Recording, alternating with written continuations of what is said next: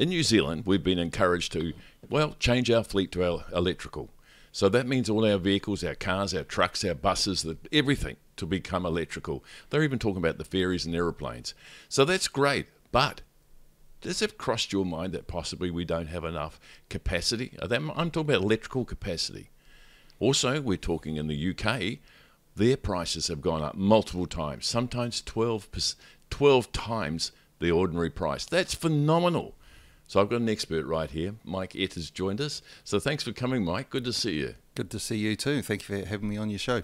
Hey, tell me, what's your credentials that you can talk about this with some expertise? So I work for a company called Total Utilities Management Group. Total Utilities was founded in 1999, and by volume of customers, we are the largest energy broker in New Zealand. And I've been with Total Utilities 8.5 years and learned quite a lot about the industry. Energy broker. Now, we'll get into this a little bit more later because I'd like to know more details about that organisation. But clearly you do understand it because honestly, folks, I've interrogated before we got here, and Mike knows his stuff, and you just wait to hear some of this. So first off, our capacity. If all our fleet turned to electrical, is there enough electricity out there for us to get through? Well, the short answer is no. And don't take it from me. I had a look on Transpower's website. New Zealand has about 9,000 megawatts of installed capacity. So that doesn't mean a lot to people, but it's enough to keep us going at the moment. If we were to change the car fleet, so that's not talking about the trucks and the buses and everything else, according to Transpower, we need to double the amount of generation that we have. Double? Double. So you're saying that every dam would have to be twice its size? All the coal we're burning, everything else that we're burning, natural gas, everything would have to be double? We'd need twice as much as what we have today. Wow. So we're obviously hearing a lot about them putting in, the big wind generators and all sorts of other things they're considering. But is there anything confirmed in you that they'll even get near double? No. So we've got, in New Zealand, we've got a whole lot of hydro, which we all know about, and is really good. The problem is we don't have many more places to put hydro dams. We're quite limited. The last really big site down in the South Island, Eugenie Sage, put the kibosh on that a few years ago. There was another planned dam on the west coast. It wasn't going to be huge, but it was going to fill in a lot of the gap for the west coast, and those people have outages quite regularly because everything is taken over the Southern Alps. Everybody, including the Department of Conservation, said, yes, this is a really good idea, let's do this. And it got stopped by a group of kayakers. You're kidding me. No. So a minority group can actually put the stoppage on us having more electricity capacity. So this is really blowing me away. So we actually could run out of power soon. What Transpower thought in this winter that we're just coming out of, that there was 37 nights where they thought that New Zealand might run out of electricity. 37 nights. This is over the last winter, was it? Yep, correct. 37 nights were at risk. Yes, we didn't, but we got pretty close. Wow, there's a lot of factors running through my head right now. So already we're increasing our capacity. People are buying a lot of electric cars now, and that's because they're incentivized. The government are even paying us to get into electric.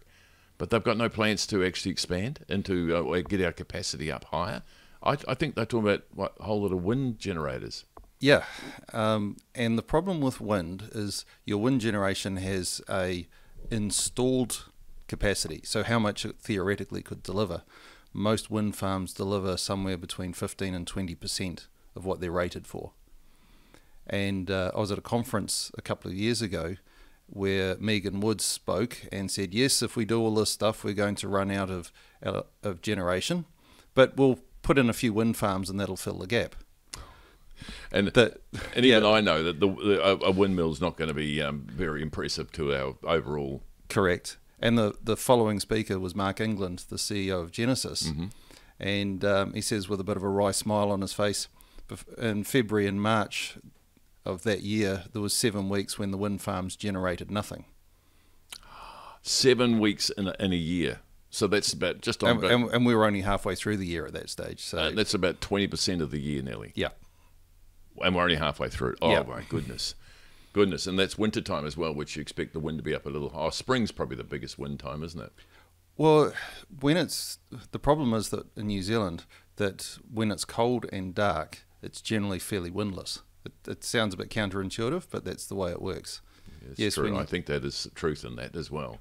And that's why we have frosts in it, because there's no wind out there. Yeah. People get out with helicopters and fly them around over grapevines and that to protect the crop, so that it creates a bit of movement in the air so you don't get the frost come down.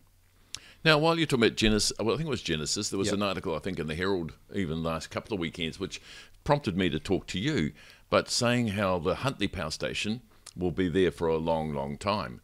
And, of course, Huntly is burning gas at the moment, so really, is it going to be gas forever? Because I thought this government were against the gas. Well, they're even more against coal, and actually Huntly is burning, from what I was told from someone who works there, a shipload of coal about every 4 days. It's burning coal? Yeah. Even now? Dirty Indonesian coal that's shipped from Indonesia to Tauranga and then trained from Tauranga up to Huntly where it's stockpiled. My goodness. So we're getting coal from Indonesia, so we're going to buy it at some hefty price, I guess, plus the cost of all the carbons that are going in from shipping it out here. Yep. And then it gets in a train. Is the train electric or is it diesel? I believe they're diesel because the line from Tauranga through to the main trunk line is not electrified. You got it. It is diesel. Yep. And then it's trucked from where it lands actually up to the Huntly power station. Yeah. So the main trunk line goes pretty close, but yeah, there's still trucks on either end there. So I come from Taranaki, and I was involved with the gas industry way back in time. Yep. But they built a pipeline all the way up from Taranaki so gas could be provided at Huntly power station. Yes. What's happened to that? Well, the problem is that the Pohukura field, which is on the Taranaki end, has been having production issues for 3 or 4 years. New Zealand does not have enough natural gas. Oh, we're running out of it. We have limited supply. If you're a gas user, especially a large gas user, your price of natural gas has gone up significantly. In fact, most people would see it at home, the cost of filling up or swapping a 9 kg gas bottle. When I started swapping 9 kg gas bottles, I think it was about $21. The last one was $38, I think, something like that. Yeah, no, we were in this household, it's the same thing. We use it for hot water. So, yeah I do understand that. Now, you're saying that New Zealand's running out of gas, but I thought there was other fields that were available. Was there some in the South Island or something? There's some offshore fields, but our Prime Minister made her captain's call not very long after she got into government and said there's going to be no more offshore permits or no more drilling permits, and that affected the New Zealand market immediately. I suspect that she thought that she was going to make her great virtue signal and it would all come into effect years down the track because the permits that were in place could still be drilled on, and that she'd be long gone by the time it hit New Zealand, the effects of this. What she didn't realise is that oil companies, because they're investing tens if not hundreds of millions of dollars in drilling holes in the ground that may or may not give an economic return, what they want is they want stability and they want predictability beyond anything else. And New Zealand was known as a predictable, stable place to do business because we had a government who would signal any changes that were going to be made years ahead. So they're very happy with that. Our Prime Minister's captain's call came out of the blue. There was nothing that said anything that we're going to do this. So suddenly, instantly, the New Zealand went from being a safe, predictable place to anything could happen. Well, I come from Taranaki, and I can tell you now a lot of my friends, because I come from around the 70s and 80s model, yep. And a lot of my friends worked on oil rigs around New Zealand as well, and they lost their jobs almost instantaneously. And Taranaki was really, really heavily affected with this. But I understood there is more gas available, probably in the South Island. It's highly probable that we could tap into that and supply, perhaps drive up more energy. Is that what you understand as well? Yeah, I understand that in the Great Southern Basin there is vast amounts of gas and oil.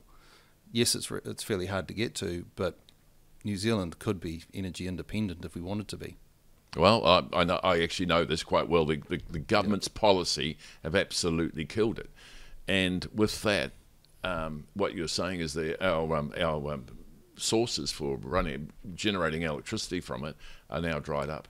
Yeah. So and now we're burning coal. And we're burning coal. That is horrifying. No, it's even worse. We're burning really expensive imported coal. So about 2 years ago, the international price for coal was $89 a tonne, so sub $90 US per tonne. Now it's on the far side of $350 US per tonne. My God. 4 times as much almost. Yep. Almost 4 times. 4 times as much. And of course the other thing is 2 years ago the Kiwi dollar was worth 70 cents US. I checked 2 days ago and it was at 56 cents. So not only has the price gone up by 4, the exchange rate has dropped 20%. This confuses me because one, we're trying to the whole driver for the government is to stop carbon getting into our atmosphere. Yep. But in fact, their policies are causing us to burn more carbon. So is coal create more carbons into the atmosphere than gas? Coal, yes. Is according to the scientists, so they say that it's carbon heavy and that a migration strategy, and it was what the US was doing, was migrating away from coal, using gas, pretty much as an interim until they get to the nirvana of all this so-called carbon-free electricity. But what we are doing is we are burning large amounts of coal that we are shipping halfway around the world, and then training up. Because the stupid thing about it is, out the back of the Huntly Power Station, or just down the road, is a massive coal field. There's huge coal field. There's huge amounts. And of course, that's what Mary was all about, wasn't it? The coal field from that. They used to have a mine not far away, and they used to bucket it in. That's right. Yeah, it was there for quite a few years after the power station, because that was a pretty old power station. Yeah. Yeah, I recall it very well, and I remember it operating. It was fascinating to watch the buckets coming through, just dumping the coal at the power station, would go into the pit. So we got coal in Huntly, and I know at the other side of Huntly, I used to have a client who had coal mines around Huntly, around the other side of the motorway, and they're there, but obviously this policy of the government's killed them. Yeah. So the bright people from ECNZ who built Huntly, which was put up in the late 70s, put it there for 2 very specific reasons. One is it's right beside the river, so it's got cooling, which it needs, and it's right next door to a coal field.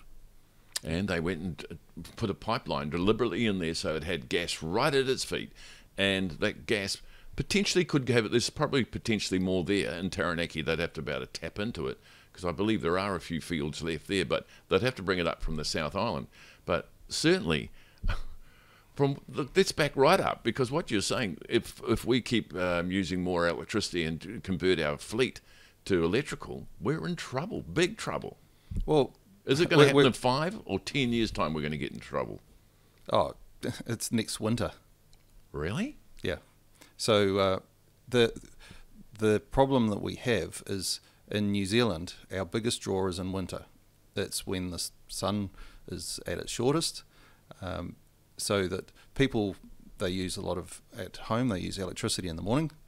They go to work, the industrial use cranks up, and then they come home at 4:30, 5 o'clock, 6 o'clock. What are they going to do? You put your tea on, you put the heater on because your house is cold because it's been shut up all day, and if you've got an electric vehicle, you plug that in because you want it charged, so you can use it.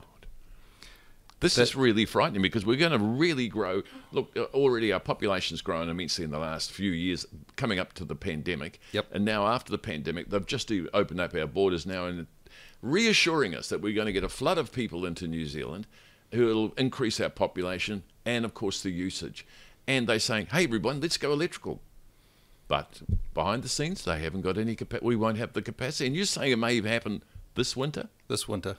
So Transpower are saying that they're worried over the next 2 winters. After that, there is some more generation that's meant to come online. And our government's giving taxpayers money, our money, to say to them, get into electrical, it's really good for you. And we're walking ourselves into an absolute disaster. We're also, the government, they've got this thing called the Giddy Fund. And I can't remember what that stands for, but I think it's something to do with Giddy on Power. and they Yes, I can imagine that. yeah. So they're paying businesses to swap out coal-fired and gas-fired boilers for electrification. So not necessarily boilers, but other things that can be electrified. Well, I know all the hospitals, for example, are getting rid of their coal-fired boilers and now going all electrical. Yep. Or they're swapping their coal-fired boilers, and Canterbury DHB was doing that for Christchurch Hospital. They were burning, they call it biomass, otherwise known as trees. The challenge, so the stuff that they're burning there, I spoke to their energy manager, was the leftovers from dropping trees for pine trees and that, which were being used for industry, which is fine. So what was left over is pretty much scrap. But they went from having one B train of coal a week coming in to somewhere between 4 and 5 B trains of wood coming in each week.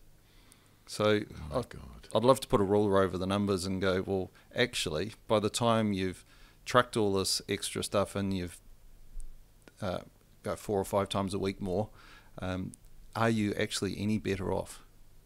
Yeah, I think that's it's a reasonable question to ask. What's happening in your industry? There must be hundreds of thousands, if not thousands of people know this, and why aren't they speaking up? Well, a lot of businesses know it. For our business customers, it's been a horror show for the last 2 or 3 years. So pricing has gone up. At the moment, customers, big business users, are looking at between 70 and 120% increases in their electricity charges. Whoa. I wonder what we're going to get as consumers then, Well, consumers have been protected. The government has been protecting consumers, but I know that in the last week or so, Contact has already started sending letters out to their customers saying the prices are going up. It's going to flow through.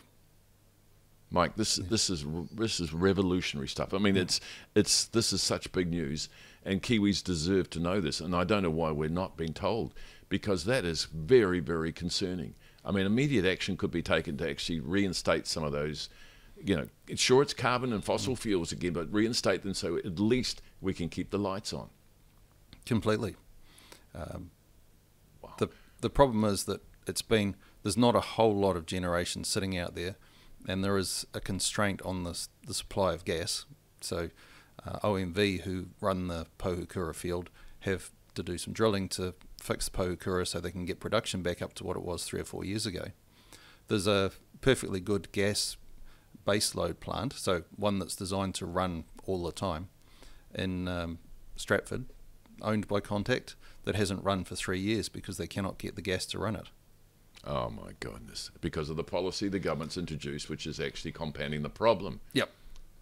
God, we've got a power station down there that can actually operate. Is it big capacity? It's only small capacity, isn't it? Off the top of my head, I couldn't tell you. Yeah. It's probably 100 megawatt, but that can be the difference between the lights are on and the lights are off. It's pretty impressive. I mean, I understand some of that things, but some of the viewers may not. But that certainly may be helpful. There's so much that could be done with good policy, but we don't seem to have it. No. Wow, this is frightening. All right, look, there's so much more I want to ask you. Is there a saving grace around the corner with hydrogen? And look, I think the quick answer to that's probably no, but I'd like to talk to you more about that. Well, so at that conference that I was at a couple of years ago, one of the speakers was the hydrogen man from Victoria University. Oh, yes. Sorry, can't remember his name. Yeah. And he gave a really interesting presentation because I was quite interested in hydrogen. Being an engineer, I like stuff that works. And he said, is hydrogen something for today? Absolutely not. Is it coming? What was his thought on the future? And he goes, yes, at some time in the future, we could do something with hydrogen.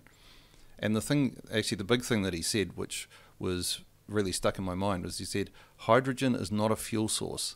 It's an energy storage, because what you have to create hydrogen. You can't just take it out of the sky like a solar panel. You can't dig it out of the ground like gas or oil. You've got to actually create it, and you've got to take energy to create hydrogen. I believe that. So there's a lot of energy that's taken. I believe there's a couple of little plants that the government have funding to try and create, but the power that's needed to actually extract the hydrogen is phenomenal. Well, every time you you change a type of energy, and energy can't be created or destroyed. That's one of the great things. But every time you change its form, you lose some of it. Okay? We put petrol in the car and we drive down the road. Yes, we get movement, but we also lose quite a lot in heat. So, well, there's another quick question too. Is Onslow? It seems to be the saving grace from Megan Woods, who's the minister. She's saying Onslow could save us. What's your views on this?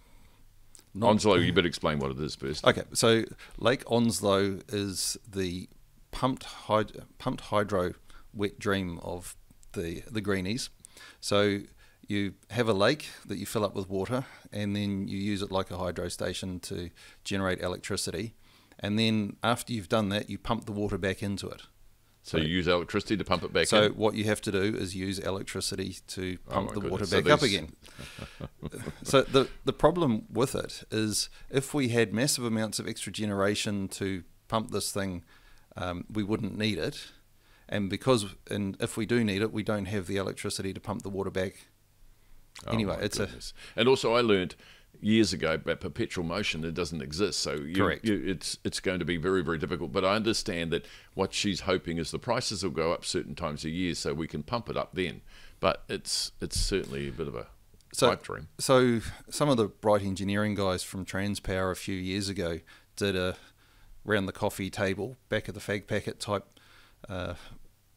business case on it, and said this is a disaster, forget about it. Do something better. I think she's just invested millions into actually taking it to the next step. Well, she's invested, I think it was $30 million in trying to find someone who could write her a business case that would work. Hopefully they stop at $30 million because it's billions to build it. Wow, this is very, very concerning. So we've got government policy telling us to get into electric cars. We've got government policy which is stopping us from using our fossil fuels, if you like, which is for good reason, understandably. But all this makes a formula for absolute disaster, and us consumers are going to be hugely affected. And you think maybe even this coming winter, potentially. For those of us who are old enough to remember what it was like I can remember the early 70s before Rob Muldoon's Clyde Dam came online and those other Think Big projects. Remember the advertisements for only boil your 1 cup of water when you make your tea, and I remember the blackouts. So do I. Well, the lights would go off, the TV goes off. Well, we didn't have TV, but no, TV would go off, and you couldn't do anything, and we'd run around the house with candles. Yep. My mum used to have a big store of candles for us. Wasn't that often, but I do remember the outages. Me too. 4 or 5 times a year. But we're going to head back into that, folks. It's really, really worrying. And we just seems to be a blank out. We're not getting this information. Mike, thanks for coming. There's so much more we need to ask of you. Would you come back for some more? Absolutely. Good Anytime. man.